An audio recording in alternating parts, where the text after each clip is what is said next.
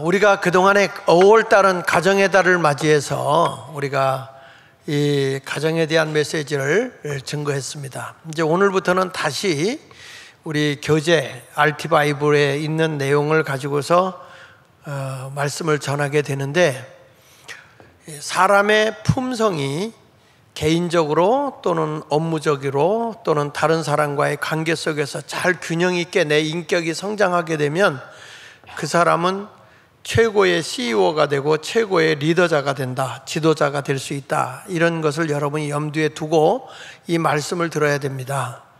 우리 한번 앞에 잠깐 도표를 띄워주시기 바랍니다. 여기 보면 사람들이 전부 다 리더십을 개발하기 위해서 각자에게 주어진 45가지의 품성이 있습니다. 개인적인 인격의 품성이 있는데, 그 안에는 정직도 있고, 그 안에는 관대함도 있고, 그 안에는 근면도 있고, 그 안에는 또 이 겸손도 있고, 또 그 안에는 또 사람이 절제도 있고, 다양하게 우리 인간의 품성이 거기 배어져 있단 말이죠. 그런데 넘겨서 보면 이런 품성이 전부 다 하나같이 나 개인에게 있어서 내 개인의 인격이 어떻게 성장하게 될지, 그 다음에 내가 일할 때 업무의 능력에서 그 품성이 어떻게 능력을 발휘할 수 있는지, 그리고 다른 사람과의 관계성에서는 어떻게 맺어져야 되는지, 이것이 잘 균형 있게 성장하게 되면 그 사람은 무엇이든지 잘할 수 있는 사람이 되는 겁니다.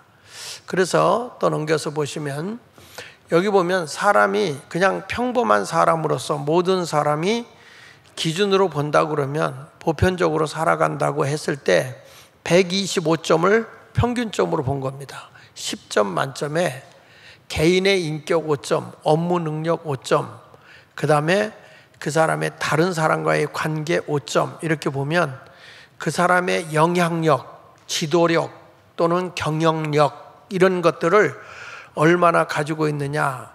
P라고 하는 것은, 힘이라고 하는 것은 언제나 곱하기로 나갑니다. 더하기로 나가지 않고 곱하기로 나가기 때문에 개인의 인격, 업무의 능력, 다른 사람과의 관계가 5점, 5점, 5점이 되면 10점 만점에 50점 정도 되는 거죠. 그러면 그 사람의 기본이 125점이에요. 125점. 125점이 되면 그냥 평범하게 탈 없이 무난하게 이렇게 살아가는 사람을 이야기한다고요. 사람들은 어떤 일을 할 때 내가 이것도 경영해 보고 싶고 나 이것도 하고 싶다. 근데 누구는 잘 되고 누구는 안 되고, 왜 안 되느냐 하면 그 속에 담겨져 있는 그 사람의 품성의 영향력인 거예요. 다음에 넘겨서 잠깐 보시면 거기 보면 이런 사람이 나오죠. 이제 하나의 그 지도력을 A로 봤을 때 이 사람은 이제 평균 점수에서 밑으로 떨어졌어요. 개인의 품성. 예를 들면 정직이라는 거 하나만 놓고 봤을 때 내 양심상 내가 스스로 정직한 사람인가 하고 기준을, 점수를 냉정하게 봐야 됩니다. 이건 자기가 자기를 평가하는 거예요. 그러니까 우리가 예배가 끝나고 나서 이 라운드 테이블을 하잖아요. 그 둥그렇게 앉아서 테이블을 할 때 거기서 점수를 매길 때 항상 내 자신이 스스로 나를 점수를 매기는데, 최고 점수를 매기려고 하지 말고 내가 가장 부족할 때 현재의 지금의 나의 점수를 매기는 거야. 그런데 이 사람이 정직한 관계에 있어서 업무, 일하는 데 가서는 눈치만 실실 보고 하는 것 같이 하고 속이는 경우가 있거든. 근데 그때 자기 점수를 냉정하게 보는 거야. 1점. 다른 사람과 관계할 때는 내가 유익함이 되면 다 얘기하다가 손해볼 것 같으면 거짓말로 사람을 속이는 그런 것이 많잖아요. 그러니까 그런 것들이 있을 때 3점. 그러면 이 사람은 지금 몇 점이 되는 거죠? 영향력에 있어서나 또는 지도력에 있어서 몇 점이 돼요? 12점이야. 그러니까 전체적으로 125점이 평범한 사람인데, 이 사람이 그 12점의 점수가 된다면 이 사람은 가정생활 하는데도 문제가 심각한 거야. 이런 것들이 사회생활도 적응을 할 수 없는 거예요. 자, 그 다음에 넘겨서 보면 B에서 뭐가 올라갔냐면 이 사람이 그 다른 사람과의 관계를 1점으로 올렸어요. 근데 이거 1점만 올라갔어도 그 사람이 자그마치 33% 정도 성장한 거니까, 야, 저 사람이 달라졌어. 느끼기에, 다른 사람이 느끼기에 인간관계가 굉장히 달라진 거예요. 저 사람 굉장히 달라졌어. 그렇지만 전체적인 영향력에 있어서는 보면은 이 사람은 영향력을 미치는 데는 16점밖에 안 돼요. 그러니까 이 사람이 기본의 보통 사람만도 못하게 사는 거예요. 근데 우리가 그런 식으로 살아간다는 거죠. 그 다음에 이제 하나 더 넘겨서 보면 B그룹으로 가서 보면 이 사람은 잘하는 것만 계속 발전시켜. 그래서 뭘 잘하냐면 일에 미쳐 사는 거야. 그 사람은 일한다 그러면 그냥 그 일에는 미쳐 살아. 그런데 다른 사람과의 관계, 가족이거나 친척이거나 이런 데서 오는 관계성은 뭐예요? 빵이야, 빵점이야. 그러니까 이 사람은 일은 굉장히 잘해. 그런데 이 사람은 가족이나 이웃과의 관계 속에서는 잘 못해. 그러면 이 사람의 영향력이나 경영력이나 지도력은 몇 점이야? 빵점인 거예요. 일은 열심히 해도 그 사람은 영향력을 미치거나 지도력이 한다거나 경영력이 떨어지는 거예요. 다음에 넘겨서 보십시오. 근데 이 사람에게 뭐냐면 다른 사람과의 관계를 조금 높여서 1점을 줘봤어요. 1점. 그럼 이 사람 160% 성장한 거니까 16점이잖아요. 16점. 빵점이. 그러면 이 사람을 보고 사람이 뭐란 거니? 그 사람 교회 다니더니 말이야 엄청 달라졌더라고. 그렇게 느껴요. 사람이. 느끼지만 이 사람은 영향력 있는 사람이 돼요? 못 돼요? 못 돼요. 사람은 변화됐다고 하지만 영향력이 있거나 어떤 일을 맡겨줘도 못해. 가게 하나 맡겨줘도 경영을 못해. 그러니까 이런 사람은 내가 조용히 말하는데 남의 집에 가서 시다 노릇해. 남의 집에 가서 그냥 일해주고 사는 게 그게 복이지, 능력도 안 되는데 내가 막 가게를 경영한다 뭘 한다 이런 일을 하다 보니까 안 되는 거예요. 그 다음에 넘겨서 보시면 뭐가 나오냐면 이 사람이 일 잘하는 것은 거기다 올린 거야. 일에 미쳐 사는, 열심히 그 일만 하는 거야. 일에 올라가니까 이 사람 평균 점수 몇 점이야? 24점이야. 그러니까 이 사람도 영향력이 약한 거예요. 그런데 이제 C그룹에 가서 보면 기준치를 골고루 이렇게 성장시키는 걸 보십시오. 기본 점수 평범한 사람보다 6점, 6점, 7점을 올리니까 이게 몇 점이 되냐면 252점 돼요. 이 정도 되면 이 사람은 작은 기업을 경영할 수 있고, 그리고 작은 공동체를 잘 이끌 수 있는 리더십이 생겨요. 근데 여기다가 하나를 더 올려보시면 균형 있게 올려봤어. 균형 있게 777. 이게 사람이요 성장할 때 본인의 인격만 좋다고 잘 되는 게 아니고, 일만 잘한다고 되는 것도 아니고, 다른 사람하고 서글서글하게 잘하는데 그 사람이 개인의 인격은 빵점인 거야. 남한테는 잘하는데 집안에 와서는 개떡같이 노는 여자가 또는 남자가 있어. 이런 사람은 어디 가도 사람 구실을 못한다니까요. 근데 이걸 균형 있게 조화를 일으키면 이 정도 점수 되면 대기업의 경영자가 될 수 있고, 이런 사람들은 대기업에서 이렇게 일을 맡겨줘도 그 일을 잘 감당해요. 거기다가 한번 8점 정도로 더 한 점씩 올라가 버리면 이런 사람은 대기업에서 스카우트전이 벌어져요. 막 데려가려고, 최고의 경영자로 데려가려고 애를 쓰게 되죠. 이제 이런데 이런 사람들은 아주 극히 드물어요. 드물어. 근데 이런 것을 균형 있게 잘 키워줘야 된다는 거죠. 다음에 넘겨서 보시면, 그래서 여러분 총괄적으로 보면 그 125점 이하 되신 분들 있잖아요. 125점 이하 된 사람들은 경영인이 될 수도 없고 또 지도자가 될 수 없다 하는 걸 지금 얘기하는 거예요. 우리가 CEO가 되느냐, 경영인이 되느냐, 아니면 이 사람이 딴 데 가서 얼마만큼 영향력을 미치는 지도자가 될 수 있느냐, 이런 것들을 지금 얘기하는 거예요. 그 다음에 이제 거기서 조금 더 올라가서 점수가 몇 점이 됐죠? 125점을 넘어서 200점 정도 되면 이런 사람들은 중소기업 정도를 경영할 수 있는 거예요. 잘하죠, 이런 사람들이.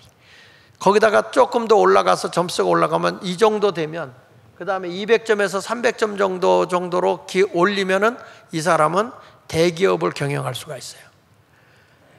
이제 거기서 또 300점 이상이 되면 이 사람은 최고의 어마어마한 대기업에서 경영인으로 데려갈 수 있고, 이런 정도에 된 사람들이 국가의 지도자가 된다면 나라를 잘 통치할 수 있죠. 앞으로 우리 대한민국의 정치 지도자가 나오려고 하면 남북 통일을 기대하면서 20, 30년 앞을 내다볼 수 있는 지도자가 나와야 돼요. 근근히 어쩌다가 되는 이런 피레미 같은 하수 정치인들이 들끓는 대한민국이 돼가지고는 내일의 소망이 없다는 거예요. 그 다음에 뭐 1000점이 된다, 이거는 뭐 불가능한 일이고 그건 하나님만 가능한 것이고요. 자, 그런데 오늘 제가 얘기하려고 하는 얘기는, 그런데 우리가 살아가는데 중요한 것이 뭐냐면 압박감이라는 거죠. 우리 스트레스 받는다는 얘기 많이 하잖아요. 근데 오늘 본문이 압박감이에요. 나라를, 백성이, 내 민족이 죽느냐 사느냐, 지금 우리 민족이 나를 통해서 살릴 수 있느냐, 아니면 나를 통해서 잘못하면 죽게 되느냐, 이런 절박한 일이 에스더에게 온 거예요. 그러니까 이런 큰 압박감이라는 게 뭐냐면 강한 힘으로 나를 누르는 거거든요. 그런 느낌을 받는 것, 어떤 힘에 의해서 내가 눌림을 당하는 것, 그것이 압박감이라고요. 그렇지만 여러분, 이 압박감을 잘 활용하면 그 사람이 새로운 일을 돌파해내고 새로운 일을 만들어내요. 그래서 한번 따라합시다. 압박감은, 크게 보세요. 압박감은 창의력을 갖다 주고 새로운 길을 열게 한다. 네, 그러니까 이게 스트레스라고 하는 것이 나쁜 건 아니에요. 어떤 일이 오면 그 일을 뚫고 나가야 되잖아요. 그 일을 헤쳐나가야 된단 말이에요. 그걸 헤쳐나가기 위해서 우리는 새로운 무엇인가를 만들어낼 수밖에 없는 거예요. 그러니까 에스더도 지금 그 자기가 아하수에로 왕의 왕비가 되었는데, 자기 민족인 유다 민족이 하만의 모함에 의해서 전체가 다 죽는 그런 대통령이래, 왕의 어명이 떨어진 거예요. 그래서 유대 민족을 다 죽게 만든 거잖아요. 이때의 유대 민족 에스더의 사촌 오빠인 모르드게가, 야, 하나님이 이때를 위해서 너를 그것에 넣은 게 아니겠느냐, 그러니 내가 왕후의 자리에 있을 때 하나님이 너를 통해서 일하기를 원하는데 내가 민족을 살려라. 만약에 내가 이 일을 하지 않으면 하나님이 다른 방법으로라도 다른 사람을 통해서 일하게 되겠지만 너는 하나님께로부터 큰 심판을 받게 될 거다, 이렇게 얘기를 해요. 근데 이때 에스더가 뭐라는 거 아니? 그러면 사촌 오빠한테, 그리고 모든 이스라엘 백성에게 부탁하는 것이, 좋아요, 그러니 나를 위해서 금식기도 해주세요. 연합돼서 합심기도를 해주세요. 나도 민족을 위해서 금식기도 하고 아하수에로 왕으로 갈 텐데 왕이 집무하고 있는 거기를 부르지도 않았는데 들어가면 그 나라의 관습법이 왕에 의해서 죽는 거예요. 근데 만약에 왕이 짓고 있는 금규라고 하는 그 왕의 지팡이 같은 거, 그것을 내밀면 살게 돼 있단 말이에요. 그러니까 에스더가 민족이 지금 다 죽게 되니까 급한 나머지 죽으면 죽으리라는 일사각오를 가지고 그가 이제 나가서 민족을 살려냈다 하는 내용이 에스더서예요. 요즘에 현대 신학자들이 성경을 부인하면서 이런 얘기를 합니다. 에스더서는 공교롭게도 에스더서에는 하나님이라는 단어가 안 나와요. 신앙적 용어가 거의 안 나와요. 그러다 보니까 사람들이 이거는 성경이 아니고 하나의 픽션이다, 어떤 소설과 같은 것이다 라고 얘기를 하면서 성경을 굉장히 이렇게 폄하시키는 그런 신학자들도 있어요. 그런데 이 성경에 많은 성경 문서가 나오지만 그 문서를 이것은 성경이다라고 그 당시에 신학자들이 만들어서 이건 성경에 집어넣는 걸 이제 정경이라고 그래요. 정경. 성경에 들어오지 못하는 것을 외경이라고 해요. 그래서 정경을 캐논이라고 그러거든요. 이게 기준, 기준자라고 하는 그런 의미를 가지고 있는데, 사람들이 그걸 보고서 하나님이라는 단어가 안 나오니까 이게 성경이라고 안 넣는다 이렇게 얘기를 하지만 이게 정경으로 채택이 된 이유가 있어요. 뭐냐면 하나님에 대해서 직접적 언급은 없지만 이 내용을 보면 하나님의 주권 안에서 통치가 이루어지고 있다. 하나님이 통치하신다. 그리고 기도하는 것에 대해서 하나님은 능력을 베풀어 주신다. 뿐만 아니라 성도가 하나님께 순종함으로 하나님께로부터 응답받는 내용이 나온다는 거예요. 하나님이라는 이름은 직접 안 나오지만 하나님에 대해서 하나님이 일하시고 운행하시고 하나님께서 역사하심이 다 나타나 있다는 거죠. 그리고 결국엔 하나님의 약속대로 유대 백성을, 이스라엘 백성을 하나님이 언약의 백성으로 택했기 때문에 하나님의 약속대로 이스라엘 백성을 구원해냈다 이거예요. 그래서 이거는 정경으로 들어가기에 합당하다 이렇게 얘기를 하는 거죠. 그래서 유대 사본에 보면, 유대인들이는 성경으로 기록된 유대 사본에 보면 에스더서가 가장 많이 남아있어요. 에스더서가. 그리고 탈무드의 주석에서도 가장 많이 언급되는 내용이 에스더서예요. 에스더서. 왜냐하면 민족을 구원해내신 하나님, 이것이 여기에 담겨져 있기 때문에 그래요. 그래서 우리들도 성경을 읽을 때 요즘에 신학자들이, 특별히 우리 감리교 신학자들이 철학을 공부를 중심으로 해가지고 성경을 문서설 주장해가지고 이 성경을 굉장히 난도질을 해요. 그래가지고 그걸 잘못 들으면 우리의 신앙이 병들거든요. 분명히 기억하십시오. 신학은 신앙을 뒷받침해 주는 거야. 신앙을. 그러니까 신학이 우선이 아니고 신앙이 중요한 거야. 그러니까 신앙을 뒷받침해 줘야 되는데 그런 것들을 잘못 이해하게 되면 여러분의 신앙이 병들어 버려요. 그리고 우리 감리교가 지금 젊은 목사들의 신앙이 정말 지금 잘못 가고 있어요. 영적으로 굉장히 병들어 가고 있어요. 이것을 우리가 알아야 돼요. 감리교가 상당히 침체되고 있다. 그럼 왜 그러냐면 신학이 잘못됐다. 신앙이 우리가 성장해야 되는데 그런 것들이 잘못되어 가고 있다 보니까 신앙적인 문제가 생기는 거죠. 근데 오늘은 이 성경에 하나님이 역사하셔서 이 많은 이스라엘 민족을 구원해낸 에스더와 모르드게에 대한 얘기를 하면서 압박감, 이 압박감이라는 내용을 가지고 함께 여러분 은혜를 받도록 하겠습니다. 첫째로 민족을 살려야 하는 압박감을 가진 에스더입니다. 민족을 살려야 합니다. 네가 지금 아하수에로 안 가면 너는 민족이 다 죽는다는 거예요. 여기 보십시오. 에스더 4장 14절에 모르드게가 한 얘기죠.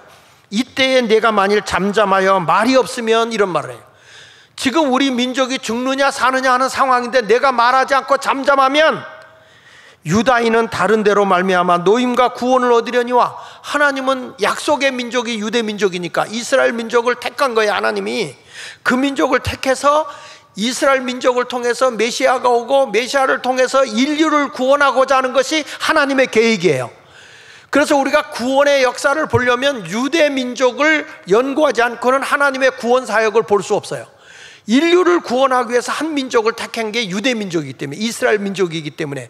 그래서 어떤 사람들은 이야기할 때 성경에 가면 왜 이렇게 교회 가면 이스라엘 얘기를 많이 하는지 몰라 그러는데, 이스라엘 민족을 하나님이 택해서 그 민족을 통해 인류를 구원하는 것이 하나님의 계획이었기 때문에 구원의 복음을 들으려고 하면 당연히 이스라엘 역사를 알아야 돼요. 이게 그러니까 여기서 지금 하는 얘기예요. 하나님과 우리와의 약속인데 만약에 에스더 네가 이 일을 하지 않으면 하나님은 다른 방법으로 우리 민족을 구원해 줄 걸 나는 믿는다.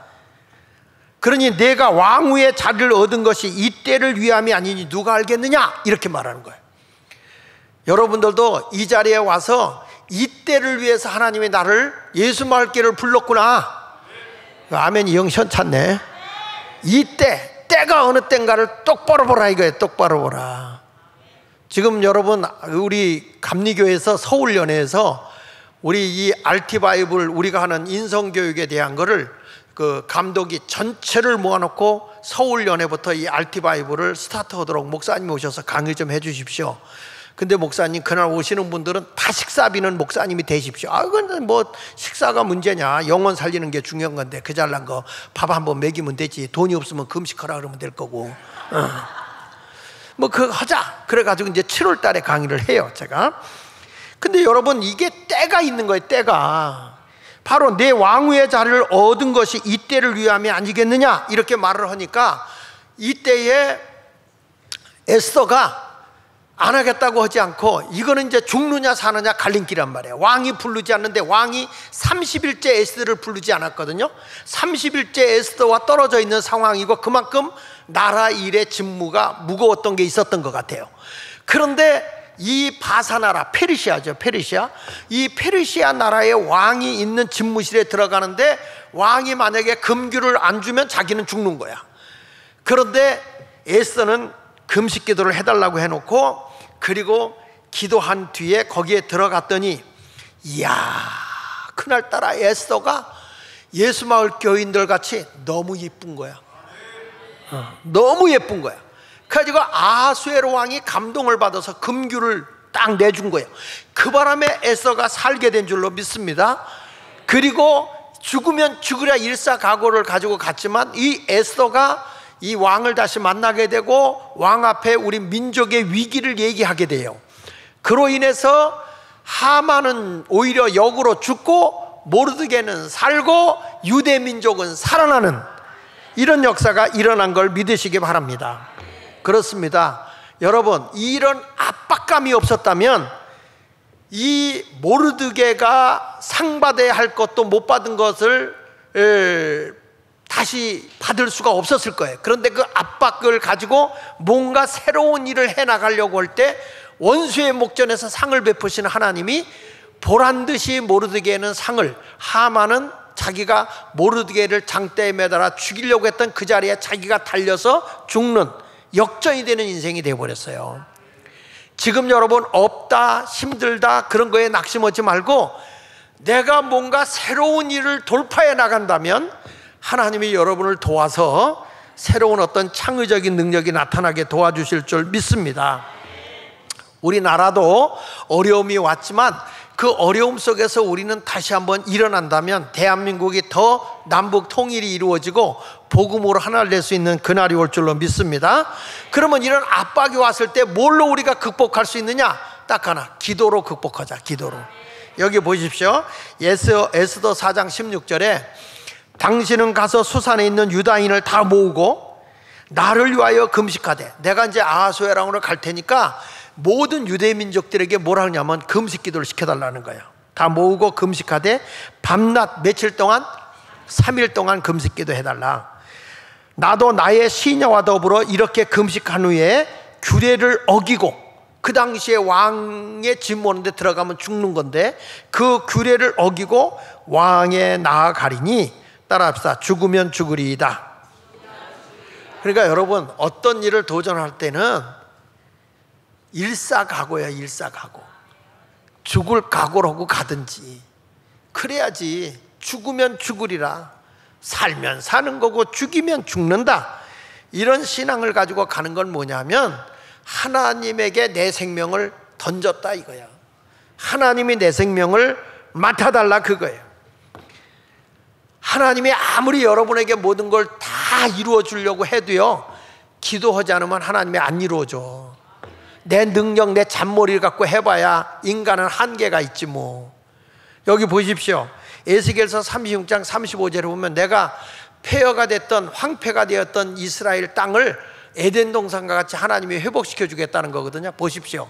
사람이 이르기를 이 땅이 황폐하더니 이제는 에덴 동산같이 되었고 황량하고 적막하고 무너진 성읍들의 성벽과 주민이 있다 하리니, 무슨 얘기냐면 다 적의 침입을 받아서 다 뺏겨서 뿔뿔이 흩어졌는데 다시 모이게 한다 이 말이야.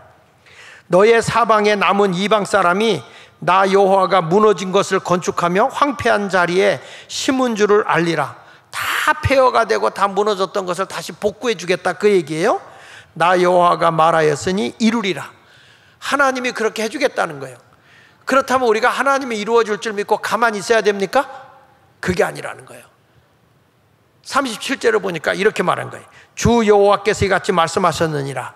그래도 하나님이 아무리 너에게 약속을 했다고 할지라도 이스라엘 족속이, 하나님의 택한 백성이 이같이 자기들에게 이루어 주기를 내게 뭐 해야 할지라?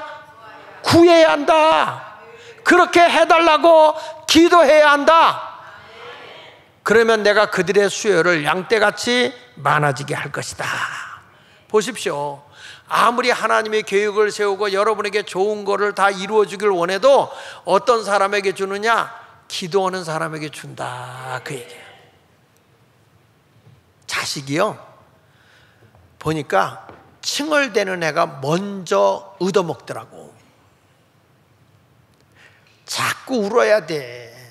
하나님 앞에 떼쓰고 기도하면 응답이 주어진다니까요. 그러니까 기도 안 하면 안 돼. 야곱도 기도할 때 하나님이 막 얼마나 애썼는지 힘쓰고 애써 기도하니까 환도뼈가 부러져도 당신에게 축복하기 전까지는 못 보내겠다. 결국엔 축복을 받아요. 믿으시면 아멘 하세요. 우리 교인 가운데 전에 새 쌍둥이를 낳은 사람이 있거든. 새 쌍둥이. 삼난성이야. 삼난성. 셋이 다 달라. 일란성이 아니고. 그런데 아들 하나에 딸 둘을 낳았어요. 아들 하나에 딸 둘을 낳았는데, 야, 그 집에 가보니까 여러분 웬만하면 둘만 낳으셔. 쌍둥이를 낳아도 3번에 셋을 낳으니까 이게 젖을 먹여야 되는데 사람의 손이 2개를 갖다 넣으면 하나는 뭐냐 이거요. 그렇다고 남편은 계속 붙어 있는 것도 아니고, 그러니까 집어넣었다가 그러니까 얘가 울잖아. 그럼 뭐 빨고 있는 애 걸 뺏어서 또 일로 넣어. 그러면 얘가 뺏긴 애가 가만히 있어? 막 울지. 그러면 또 이렇게 집어넣어 또.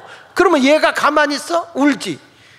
그때 우리 교인들이 가서 도와준다고는 했지만, 야, 나중에는 그분이 왜 우리 교회로 옮겼는지 아세요? 그분이 그 셋을 기르다 스트레스를 못 견뎌서 정신 분열이 생겼어. 정신 이상이 다 온 거야. 이야, 애 셋을 동시에 키운다는 게 그만큼 어려운 거야. 지금은 정상이요. 어느 날 찾아왔어. 목사님 하고 찾아왔어. 근데 돌아갖고 왔더라니까. 지금은 정상이냐. 지금은 정상이 됐어요. 그만큼 어려운 거예요. 근데 그때 그 분이 한 얘기가 있어요.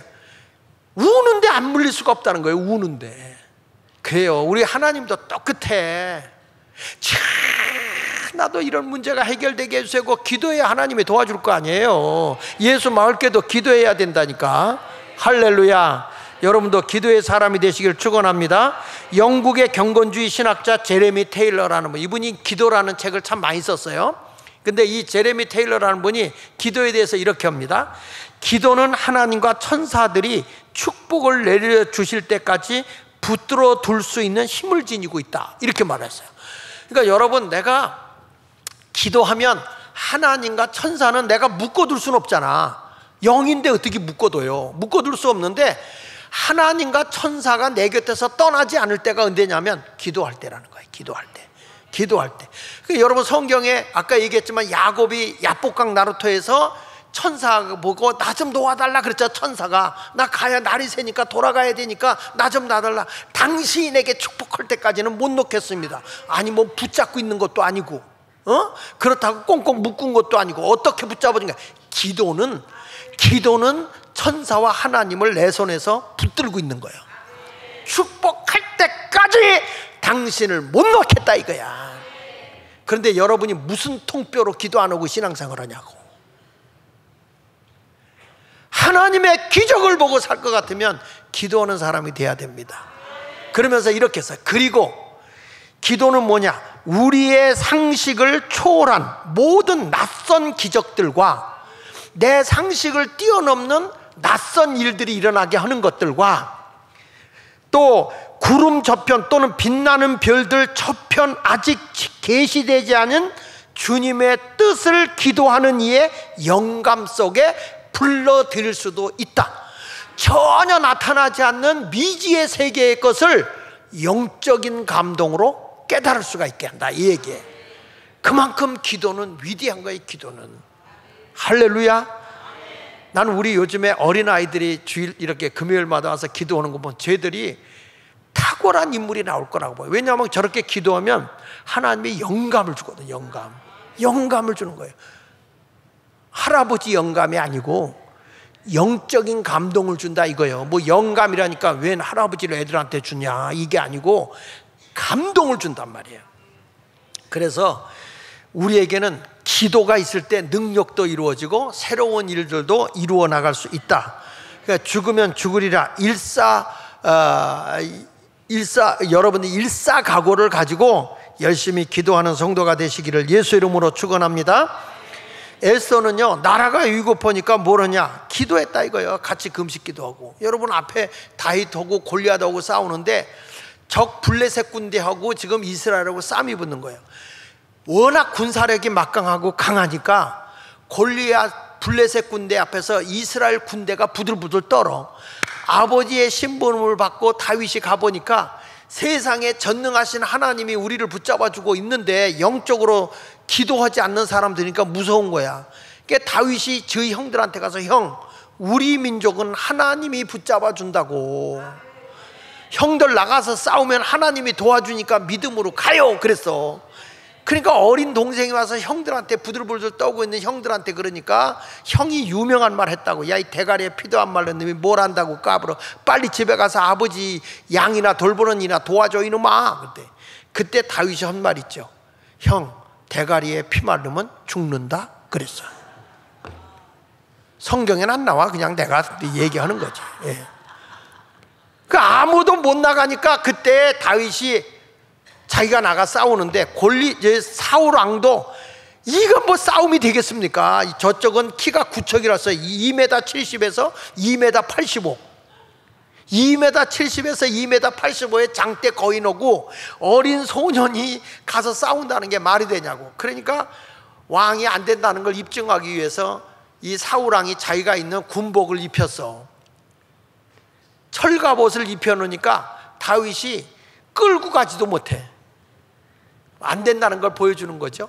근데 다윗이 뭐냐면 벗어버리고 나는 하나님이 나와 함께 하실 거면 내가 능히 이길 수 있습니다. 그 물맷돌 5개 동그란 거 들고 휘파람 불면서 가는 거예요. 골리앗이 보니까 기가 찬 거예요. 야, 이놈아, 내가 미친 갠줄 아냐? 몽둥이 들고 오게. 그때 유명하면 너는 창과금을 의지하고 나오지만 나는 네가 조롱하는 만군의 여호와 이름으로 나가노라. 그리고 가서 물맷돌을 쫙 돌리니까 골리앗이 이놈하고 달려온단 말이야. 그때 다윗이 뭐라고 한지 아세요? 물맷돌을 이렇게 돌리면서 다윗이 이런 생각을 했을 거라고 내가 느껴요. 워낙 거구니까 얼마나 머리통이 크겠어. 다윗이 이런 말을 합니다. 왔다, 표적 하나 크다. 저놈은 아무데 던져도 얻어 터지겠다 저건. 그가 달려오는 그를 향해서 물맷돌을 쫙 하고 던지니까 급소에 가서 팍 돌이 꽂히면서 죽었어요. 그 골리앗이 왜 골리앗인지 알아? 다윗을 골리다가 됐다 해서 골리앗이야 이게.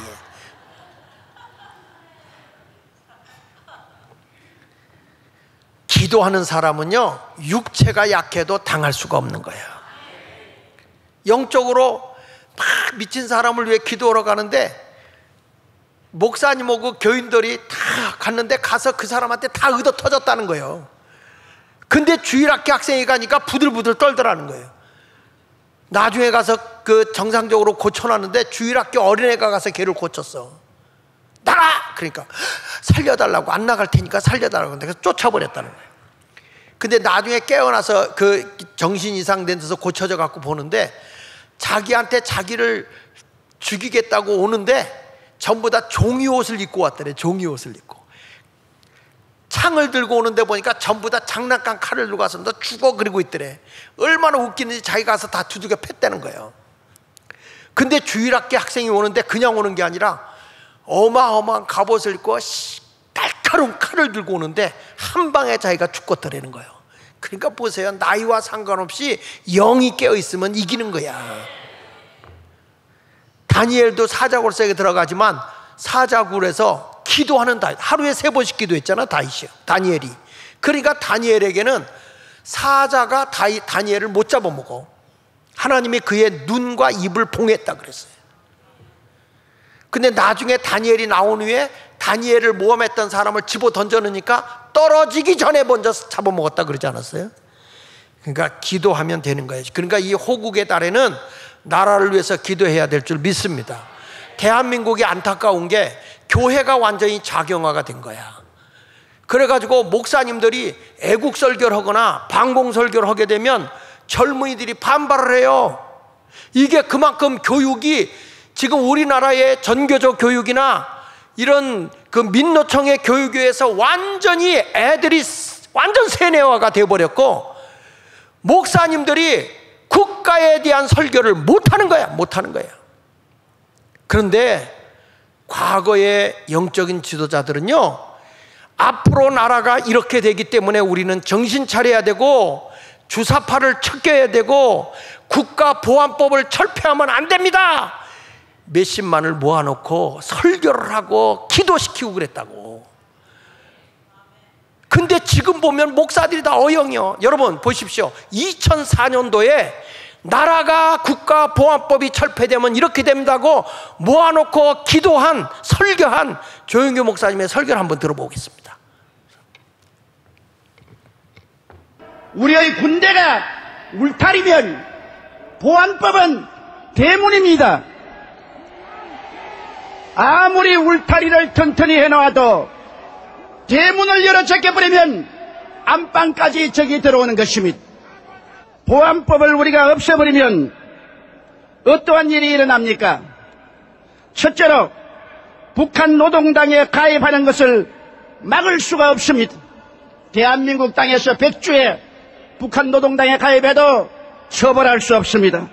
둘째로 북한 체제와 주체 사상을 마음 놓고 길거리에서 전파해도 중지시킬 수가 없습니다.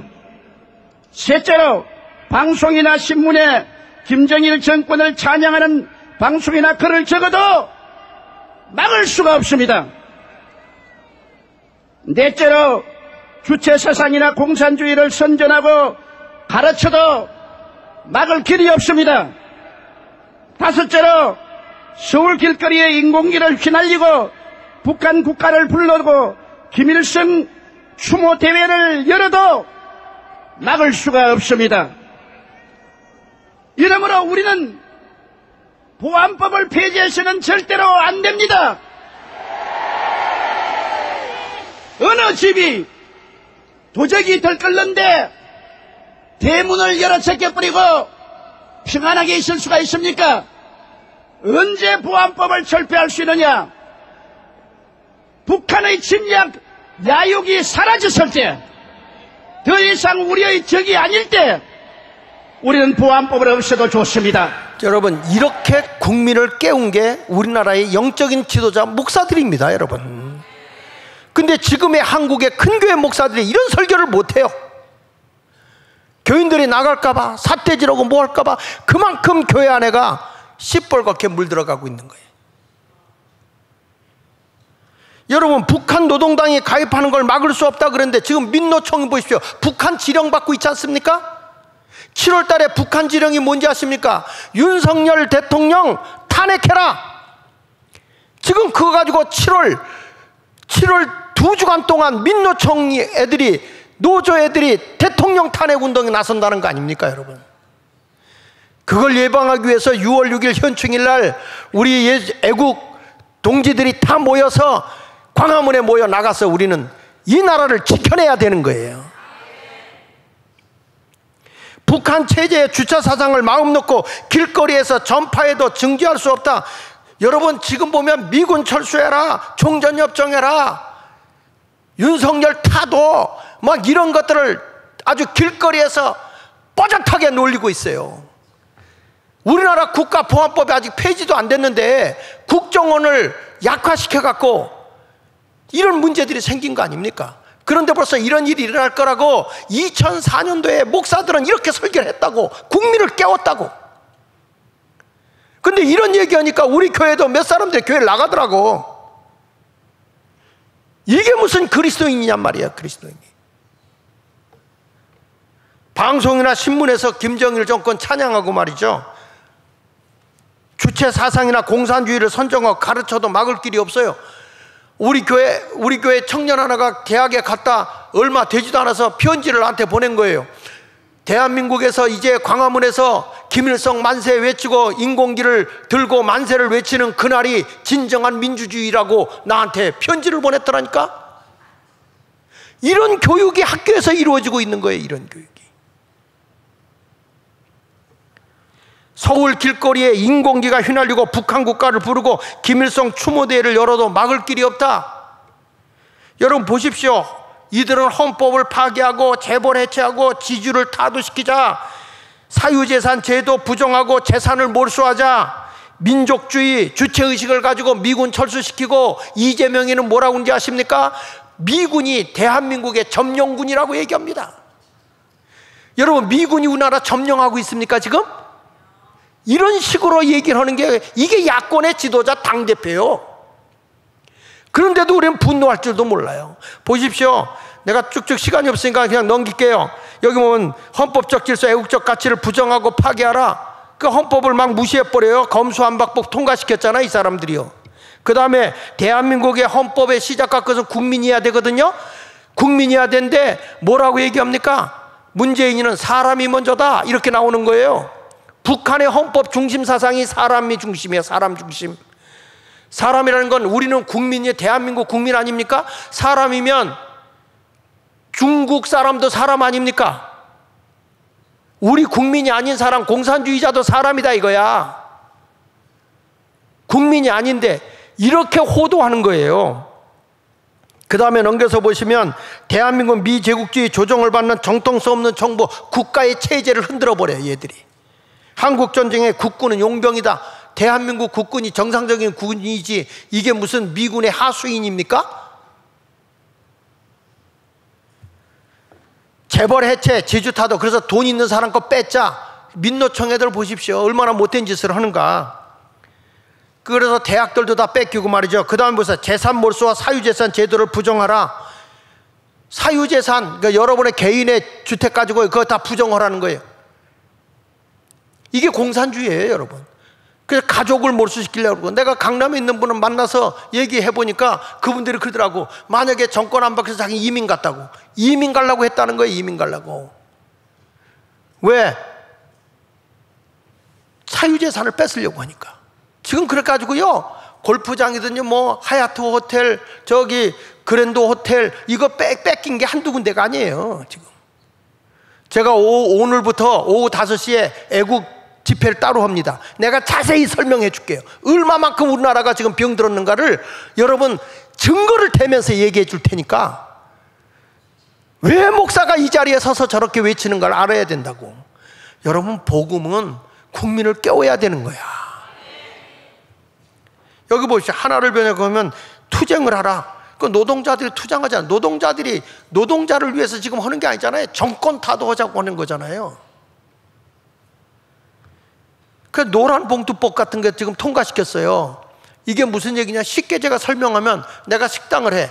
밑에 종업원을 두고 하는데 종업원이 주인하고 마음에 안 든다고 그날따라 일을 못하게 막 하고 오는 손님 쫓아버리고 계속 싸우는 거야. 그러면 주인에게 손해를 입혔으니까 손해법을 통과시켜 손해를 배상할 수 있잖아요. 그걸 못하게 만든 게 그게 노란봉투법이야. 노동자들이 가서 막 쉬려고 되면서 일도 못하게 만들어놔도 너 손해 입혔으니까 손해 낸 거를 돈 내놓으라. 불법을 저질러도 괜찮다라고 한 게 이게 노란봉투법이라고. 이걸 여러분 더불어민주당이 통과시켰어요. 되겠습니까? 아, 되겠냐고.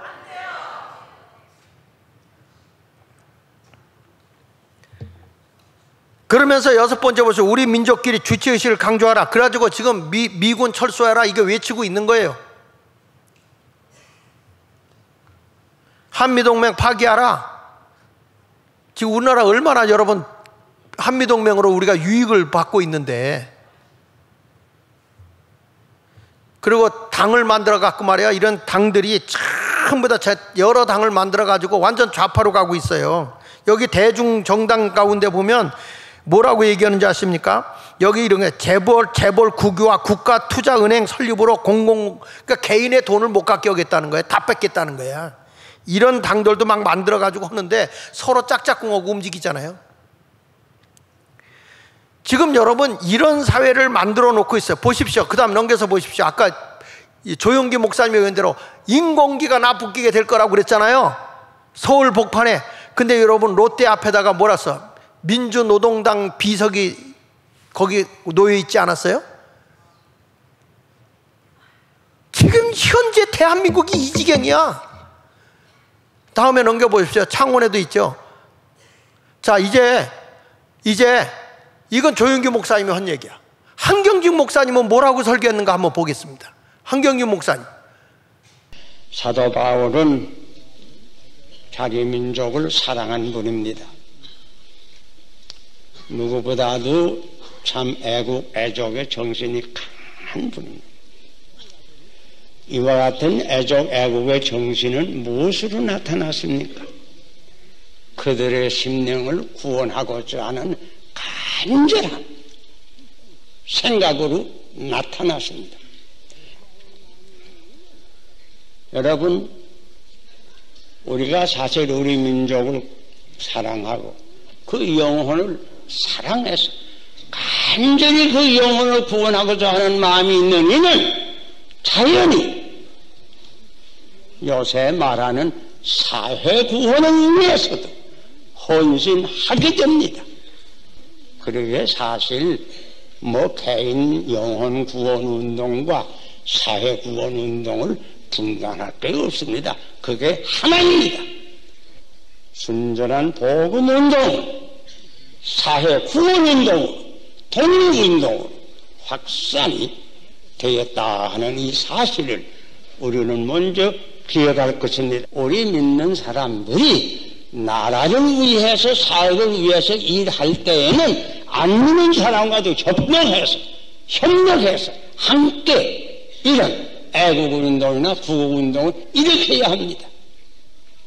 그 이유는 우리나라는 안 믿는 사람이 많고 사실 다수가 아직도 안 믿고, 그러나 그 사람들 가운데 나라를 사랑하는 사람들도 많아요. 그러므로 이런 사람들과 같이 뜻을 같이 해서 애국운동이나 사회운동 우리가 합해서 단결해서 할 줄 알아야 합니다. 신앙과 애국심은 같은 뿌리에서 나옵니다. 오늘날 우리 애국운동의 목표가 무엇일까? 첫째는 우선이 남한으로 하여금 정치, 경제, 사회, 문화 모든 면에서 발전해서 참 모든 나라의 모범이 되게 하고, 또 둘째로는 꼭 평화적으로 민주통일을 이루고, 이걸 위해서 아마 그분들이 지금 살아계신다고 할지라도 힘쓸 거예요. 자, 이렇게 한경림 목사님도 믿지 않는 사람과 믿는 사람이 함께 할 수 있는 게 뭐냐? 애국이다, 애국. 애국 정신을 가지고 믿는 자와 안 믿는 자가 함께 연합해서 대한민국을 맑고 깨끗한 나라로, 그리고 복음으로 남북 통일을 이루어야 된다. 여러분, 그 예전에 우리나라의 지도자들은 이 영락교회 최고의 장로교회, 최고의 전통성 있는 교회 아닙니까? 이런 목사님들은 국민을 깨웠어요. 영적으로, 정신적으로, 도덕적으로, 국가적으로 백성을 깨웠다고. 이런 설교를 했다고요. 이분의 설교집을 제가 정리해 보니까 이런 얘기가 나와요. 1946년도, 이게 일본에서부터 해방받고 그때 북한하고 남한하고 공산주의가 되느냐 자유민주주의 세우느냐 이때 갈등이 있을 때 이분이 기독교와 정치 설교를 하면서 기독교계에 대한 정치 참여를 강조하는 거예요. 기독교인이야 정치에 들어가야 된다. 병들지 않기 위해서는 말이죠. 근데 우리는 정교 분리 얘기를 하면서 교회를 이렇게 정치에 관여하면 안 된다고 생각하는데, 원래 이것을 만든 정교 분리 원칙을 만든 것은 토마스 제퍼슨, 이 미국의 3대 대통령이 교회는 하나님이 통치하는 것이다.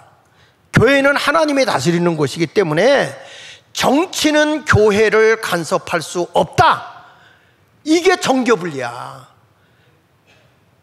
교회가 정치에 잘못된 것, 정치에 관여하지 말라는 게 아니라 정치가 하나님의 통치하고 있는 교회를 간섭할 수 없다. 이게 정교분리. 그리고 정치가 교회에 세금을 매길 수 없다. 거기는 비영리로서 선한 일을 하는 것이다. 세 번째 가서 정치는 성직자를 공무원 임명하듯이 임명할 수 없다. 그게 정교분리야. 이 세 가지가. 그런데 한경림 목사님 뭐라고 얘기합니까? 하나님께 영광 돌리는 나라를 만들기 위해서 기독교인이 정치에 들어가야 된다. 공의에 기초해서 기독교적 국가를 만들자. 그래가지고 감리교회 목사들이요, 그 이윤영 목사님 같은 분이 초대 국회의원 된 거 아닙니까? 기도할 때 종로에서 일대로 나온 거 아닙니까? 이승만 대통령이 제일 먼저 한경림 목사 찾아가서 국회의원 놔달라고 했지만, 나는 인재를 키우는 일에 할 테니 당신들은 딴 사람을 데리고 해라. 그 당시에 목사들이 많이 들어간 거예요. 지금 보십시오. 국회에 기독교인이요 40% 이상이 돼요. 그런데 기독교인들이 정신을 못 차리니까 국회가 완전히 하수 정치인들만 끌고 있는 거예요. 이런 법이 잘못돼도 고칠 줄을 모르는 거예요. 왜 그러냐? 그 목사의 책임이지. 이런 영적 지도자들이 안 나왔기 때문에. 지금 큰 교회 목사들이 다 어영 목사지 뭐야 다. 1947년도 이분이 설교한 거에 보면 기독교와 공산주의에 대해서 딱 얘기를 해요. 설교집이야 이게. 내가 설교집에서 이거 찾아낸 거예요. 유물론에 중독돼서 종교를 이해하지 못한다. 여러분, 기독교는 물질을 뛰어넘는 거예요.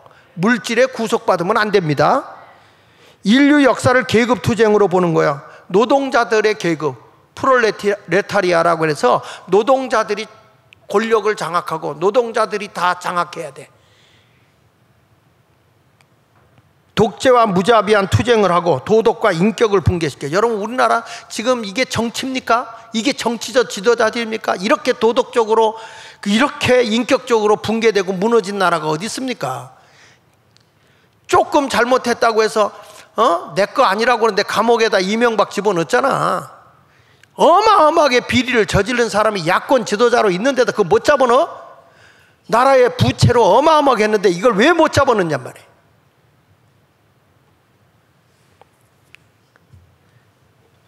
그러면서 1947년도 12월에는 건국과 기독교에 대한 설교를 했어요.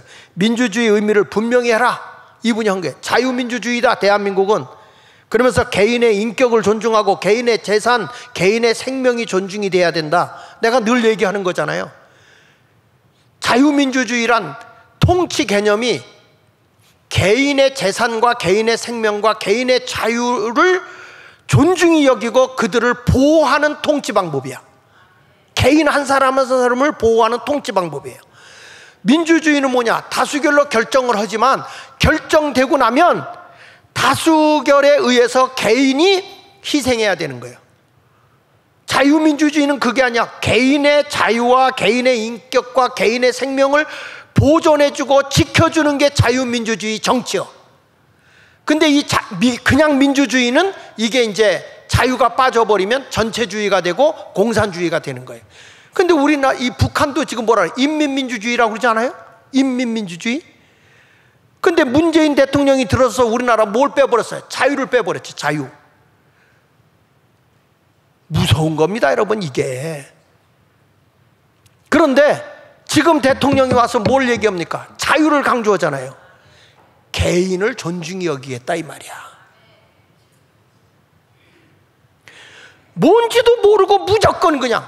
지금도요 호남 사람들도 깨어나기 시작했어요 이제.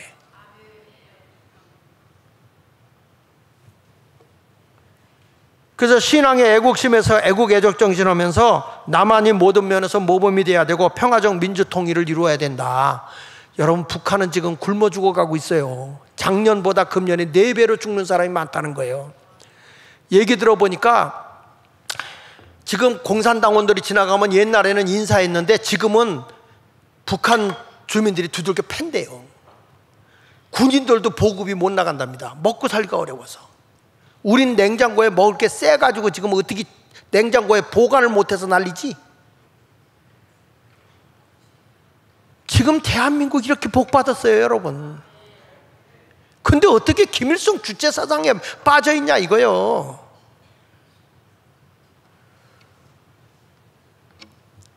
자 여러분, 대학생들을 훈련시키고 이 나라의 지도자를 키우게 애쓴 분이 계세요. 그분이 누구냐면 CCC의 최고의 지도자인 김중곤 목사님이에요. 이분들은 다 하나님 나라 가셨지만 이분들이 설교한 내용을 좀 들어볼게요. 이분까지만 듣겠습니다. 저는 6.25 때 가족이 죽었습니다. 내 눈앞에서 아버지도 죽고 공산당이 우리 집 모습을 살던 사람의 아들이 위증을 해가지고 인미재판을 해서 밤에 끌고 가서 내 아내도 죽이고 아버지도 죽이고 진짜 막 그냥 찔러서 죽이고 때려서 죽였어. 나도 죽었다가 살아났는데 이 사람들이 끌고 다니다가 못 죽여요. 그건 정말 하나님이 개입 안 하면 있을 수 없는 얘기예요. 10사람이 공동 운명체가 되기 위해서 10사람이 하나씩 때려서 죽여야 돼요. 돌로라도. 참여 안 하면 그 사람이 죽어요. 그러니까 아비 교환이고 지옥이었어요. 마을 공산당들이 시켜서 강요해서. 지금 만일에 국보법을 없애버리면 이순신 장군 동상 거기 김일성 동상을 세울 겁니다. 그리고 애국가 대신에 김일성 창가를 부를 것입니다.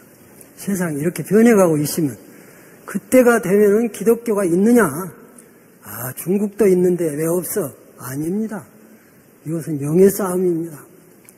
북한 자체의 정권은 식물 정권이지만 남한의 좌익이 몽땅 뭉쳐가지고 저 서울시청 앞에서처럼 그 좌익이 다 뭉쳐가지고 이 정권을 없애버리고 다시 좌익 정권이 서게 되면 그 다음에 북한하고 합작해서 남북 국회의원들이 모여서 이제 연방정부를 세웠다 해버리면 끝입니다. 그러면 교회는 내 생각에 없습니다. 한국은 세계에서 유일의 나라예요. 특별히 다른 나라는 공산당이 있어도 상관없어요. 그러나 우리나라는 있으면 안 돼요. 그것이 마지막이에요. 무서운 영의 전쟁이에요. 최후의 전쟁이에요. 기독교에 대한 심판이에요. 기독교의 생사가 여기에 달려있어요. 이 김중곤 이분이 전남 무안 출신이거든요. 그 제가 갔을 때 문중경 전도사님이 순교했잖아요. 문중경 전도사님이 이분을 전도한 거예요. 근데 이분이 지금 하는 얘기가 무슨 얘기냐면 대한민국은 공산주의가 들어오면 안 된다는 거예요. 왜? 가족이 다 몰살했어 이분. 무안에 거기 가보면 내가 문중경 전도사님 그 순교당한 데 거기 가봤어요. 예배 드리는데 어린애까지 다 죽여버렸어요. 근데 남이 죽인 게 아니고요, 북한에서 내려와서 죽인 게 아닙니다. 그 안에 있는 적화된 공산화된 사람들에 의해서 죽은 거예요. 동네 사람들에 의해서요. 지금 우리나라가 그래요. 마을이 이게 말이야 자치위원회라는 걸 만들어가지고 완전히 저들을 먹고 살게 해주고 나서 공산화를 만들어버린 거예요. 지금 우리나라가 그래요. 그래서 제가 자유마을의 총재가 돼서 지금 전국 자유마을을 조직해 들어가고 있잖아요. 왜 그러냐? 우리는 분명히 잘못된 걸 고쳐놔야 돼요. 뜯어 고쳐야 돼요. 이 국민을 깨워야 되거든요. 전국을 제가 돌아다니면서 이걸 깨우고 있는 이유가 왜 그러냐? 에스더와 같이 죽으면 죽으리라 일사각오를 가지고 대한민국이 여러분 자유민주 국가로 세워져야 되고, 그리고 우리나라는 정말 어느 나라보다도 자유재산을 인정해야 될 거 아니야. 개인의 재산 인정해야 될 거 아니에요. 여러분 재산 남한테 줄래? 자식에게 줄래? 알았죠? 여기서 이 김중곤 박사 그런 얘기 했어요. 북한의 공산주의가 남한에 그럴듯하게 민족주의라는 포장을 하고 들어와 있다. 뿐만 아니라 무신론적 신을 믿지 않잖아요. 공산주의는 유물론이잖아요. 물질 만능이잖아요. 그러면서 저들은 평화, 통일, 민족이라는 그런 단어를 인용해가지고 우리를 혼란하게 만드는 것 뿐이지, 내막적으로 들어가보면 완전히 이거는 사회주의, 공산주의 사상으로 우리를 파고 들어와 있어요. 그러면 이런 것에 대해서 교회는 분명한 책임이 있어. 국민을 깨우지 못하면 안 되잖아요. 깨워야 되잖아요. 제가 시간 없어 이런 얘기는 다 못합니다. 그러나 제가 나가서 강의할 때는 철저하게 가르쳐요. 그래서 오후에 5시에 오늘부터 예배가 있어요. 6월 달에 현충일이 있고 애국의 달이니까 5시에 와서 제가 세부적으로 강의를 하면서 가르칠 거예요. 그리고 좋은 분들 제가 모셔다 강의를 듣게 할 거예요. 우리 아이들이 배워야 돼요. 깨우쳐야 돼요. 그렇지 않으면 우리나라가 얼마나 지금 병이 들어있는지를 모르고 있는 거예요. 왜 저렇게 지금 나가서 보수단체와 저 진보단체들이 왜 싸우냐? 지금 진보는 진보도 아니에요. 저건 다 어영이고 사꾸라야. 교회 크다고? 여러분 목사들도 시청 앞에서 기장측 기독교 대한장로회에서 대통령 타도하겠다고 나간 것들이 거기서 데모는 거 보셨잖아요? 뭐 하는 짓들입니까 이게? 이러한 일들을 보면서 다시금 우리 제2의 에서가 등장해야 된다 이거예요. 그러니까 여러분들에게 지금 뭘 주는 거냐? 제가 압박감을 주는 거예요. 저도 만약에 우리 학교의 문제로 전교조와 싸움이 안 벌어졌다면, 왜냐하면 어느 날 제가 강의를 듣다 보니까 내가 당한 얘기가 강의에 나오고 있는 거예요. 이천 교수의 강의에서. 저게 뭐지? 근데 그분이 국정원에 있을 때 있었던 얘기를 쭉 하는데 내가 당한 얘기야. 그래서 그분을 만나서 얘기 들어보니까 완전히 전교조 애들이 공사나 물결이 들어서 한국 학교를 다 교육을 병들게 하는 거예요. 그래서 그걸 세부적으로 파고 들어가고 연구를 해보니까 대한민국의 저 하부층까지, 저 농촌까지 완전히 여러분 좌경화가 되어 있는 거예요. 교회 안에도 목사가 저 같은 이런 설교를 목사들이 겁나서 못해요. 왜? 그만큼 교회 성도들도 좌경화가 된 거예요.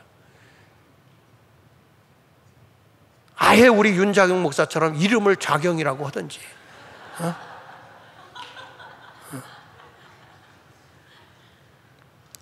진리를 분별하면 우리는 다시 한번 이게 더 유익하게 될 줄 믿습니다. 그래가지고 우리는 더 창의적이고 대한민국이 미래를 향해 발전할 수 있는 계기가 이루어질 줄 믿고, 여러분 모두가 그렇구나, 이제는 우리도 죽으면 죽으라 일사각오를 가지고 대한민국이 살기 좋은, 지금까지 이렇게 자유 대한민국이 굳게 세워진 이 나라를 바르게 세워봐야 되겠다. 우리 함께 동참하시기를 축복합니다. 할렐루야. 기도하겠습니다.